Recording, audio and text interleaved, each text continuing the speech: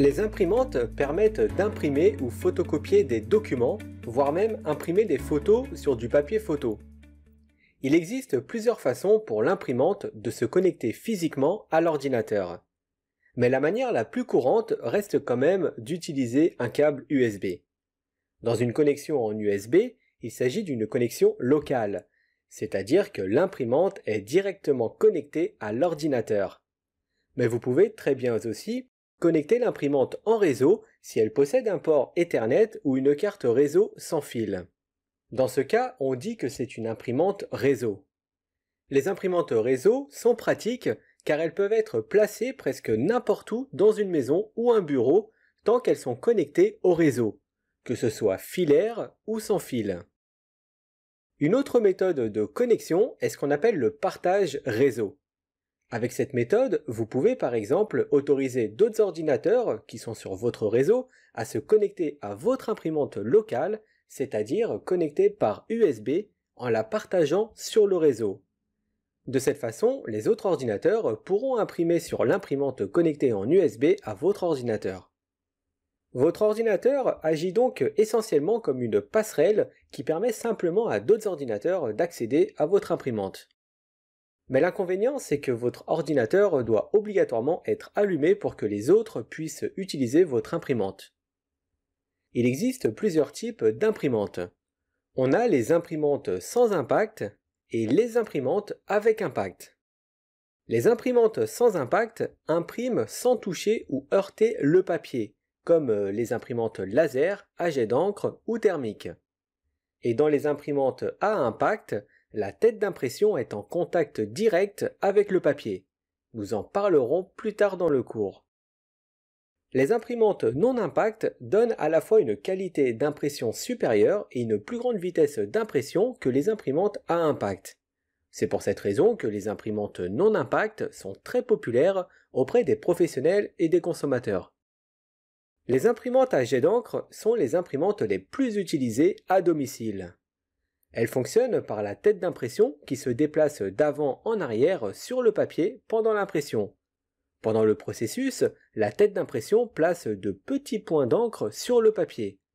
En fait, ces points sont tellement minuscules qu'ils ont un diamètre plus petit qu'un cheveu humain. Comme ces points sont placés avec précision, ils se forment pour créer l'image sur le papier. Les imprimantes à jet d'encre bas de gamme sont généralement livrées avec deux cartouches d'encre, l'une pour la couleur et l'autre pour le noir. Tandis que les jets d'encre haut de gamme peuvent être livrés avec 4 cartouches d'encre. Les imprimantes à jet d'encre sont donc plus abordables que les imprimantes laser et peuvent produire de très bons résultats en qualité photo. Mais l'un des inconvénients est que l'encre d'une imprimante à jet d'encre peut tacher, tandis que l'encre d'une imprimante laser, ne tache pas. Les imprimantes laser sont disponibles en différentes tailles, des plus petites aux plus grandes pour les entreprises. Elles offrent la meilleure qualité d'impression qui existe aujourd'hui et ce sont aussi les plus chères. Une imprimante laser fonctionne essentiellement en plaçant d'abord une charge électrique sur un tambour rotatif. Ensuite, un laser se décharge électriquement sur le tambour. Donc en gros, le laser dessine l'image qui doit être imprimée directement sur le tambour en lui-même. Ensuite, ce tambour est recouvert d'une fine poudre noire qui est le tonnerre.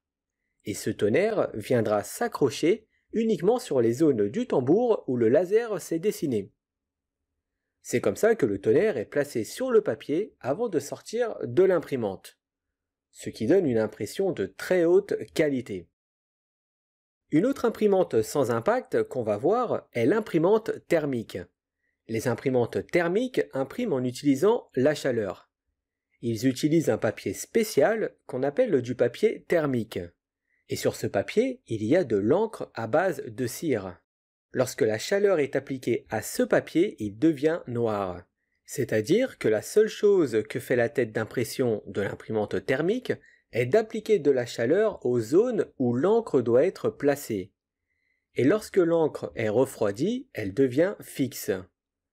Grâce à cette technologie, les imprimantes thermiques sont très silencieuses. Elles sont couramment utilisées plutôt pour imprimer des étiquettes et des codes barres. Le dernier type d'imprimante qu'on va voir sont les imprimantes matricielles, que l'on surnomme aussi imprimantes à aiguille et qui n'existent plus trop de nos jours. Il s'agit d'une ancienne technologie qui produit une moins bonne impression par rapport aux imprimantes laser ou à jet d'encre. Et en plus, elles sont très bruyantes car ce sont des imprimantes de type impact, c'est-à-dire que la tête d'impression entre en contact direct avec le papier. La tête est constituée de petites aiguilles poussées par des électroaimants, venant heurter un ruban de carbone appelé ruban encreur, situé entre la tête et le papier. Le ruban de carbone défile afin qu'il y ait continuellement de l'encre dessus, et à chaque fin de ligne, un rouleau fait tourner la feuille. Alors malgré leur technologie dépassée, ce type d'imprimante a une durée de vie très longue. On va maintenant détailler différents problèmes qui peuvent survenir lors de l'impression. Par exemple, si vous imprimez quelque chose et que vous voyez des sortes de stries, eh bien cela pourrait être un problème avec les cartouches d'encre d'une imprimante à jet d'encre. En général, le logiciel fourni avec l'imprimante contient une liste d'outils que vous pouvez utiliser pour nettoyer la tête d'impression. Mais si les problèmes de trait sur l'impression sont vraiment importants, vous devrez peut-être retirer les cartouches d'encre de la tête d'impression et les nettoyer manuellement avec un chiffon adapté, c'est-à-dire qui ne s'épluche pas. Un autre problème qui pourrait se produire est lorsque vous essayez d'imprimer quelque chose et que l'image est décolorée ou qu'elle est complètement vierge. Ce problème peut arriver si les cartouches d'encre sont sales ou bien qu'elles sont épuisées. On va maintenant parler des images fantômes qui peuvent intervenir sur les imprimantes laser. Les images fantômes, c'est quand vous voyez une faible image qui vient d'une page que vous avez imprimée précédemment et qui n'était pas prévue sur la nouvelle impression. En général, ce problème est causé par le tambour ou bien l'unité de fusion. Le tambour d'une imprimante laser a une durée de vie limitée en fonction du nombre d'impressions. Vous pouvez donc essayer de remplacer le tambour, mais si le problème est toujours présent, alors c'est que ça vient peut-être de l'unité de fusion. Et dans ce cas, il faudrait peut-être confier l'imprimante à un professionnel pour la réparer si vous n'êtes pas familier avec ça. Parlons maintenant de bourrage papier qui est un problème récurrent sur les imprimantes. Si vous essayez d'imprimer quelque chose et que le papier ne sort pas, alors vous pourriez avoir un bourrage papier. Les bourrages papier peuvent être causés par des débris à l'intérieur de l'imprimante. C'est pourquoi généralement le papier sort complètement froissé. Ça peut aussi venir d'un problème de rouleau d'entraînement du papier qui serait défectueux. Cela se produit généralement avec des imprimantes assez anciennes, car les rouleaux s'usent et ont tendance à avoir du mal à saisir le papier et à le faire passer.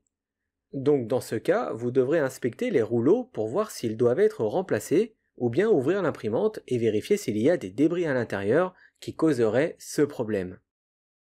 Un autre problème qui pourrait se produire lors d'une impression, c'est que la couleur ne s'imprime pas correctement. C'est souvent que l'une de vos cartouches d'encre est défectueuse ou qu'elles sont bientôt terminées. Et le dernier problème dont on va parler porte sur les problèmes de connectivité qui peuvent être liés si rien ne se passe. Ce type de problème est très courant, surtout sur des imprimantes réseau. Les premières choses à vérifier doivent être les plus évidentes. Par exemple, commencez par vérifier que l'imprimante est sous tension en vérifiant si son panneau LCD est bien allumé. Ensuite, s'il s'agit d'une imprimante réseau, il faudrait vous assurer que le câble réseau est bien connecté. Il faut toujours vérifier les choses les plus évidentes avant de vous plonger dans des vérifications plus poussées, comme par exemple d'aller voir si l'imprimante a une adresse IP. Dans l'examen CompTIA A+, il y a de nombreuses questions qui portent sur les imprimantes et le dépannage en général. Alors rappelez-vous de toujours vérifier en premier les choses les plus évidentes et simples avant de se lancer dans des dépannages plus complexes. Avant de terminer le cours sur les imprimantes, nous allons parler de l'impression virtuelle. Au lieu d'imprimer un document sur du papier physique, vous pouvez l'imprimer sous format numérique et le stocker sur votre ordinateur. C'est ce qu'on appelle l'impression virtuelle. L'impression d'un document dans un fichier enregistre le document dans un format qu'une autre imprimante pourra imprimer. Par exemple, si vous souhaitez imprimer quelque chose et que vous n'avez pas d'imprimante, vous pouvez utiliser cette fonction pour déplacer votre fichier à imprimer vers un ordinateur équipé d'une imprimante. Comme autre option d'impression virtuelle, on a aussi la possibilité d'imprimer au format PDF. PDF se traduit littéralement par format de document portable. Le PDF est un format universel lisible sur tous les types d'appareils comme les ordinateurs, les tablettes et les smartphones. Et comme le format PDF est si populaire, eh bien la plupart des nouveaux appareils du marché pourront lire ce format sans ajouter de logiciel supplémentaire. Sinon, si vous disposez d'un appareil plus ancien, eh bien l'idéal est d'installer sur ce dernier le logiciel de lecture PDF Adobe Acrobat Reader, qui est le plus courant et qui est disponible en téléchargement gratuit.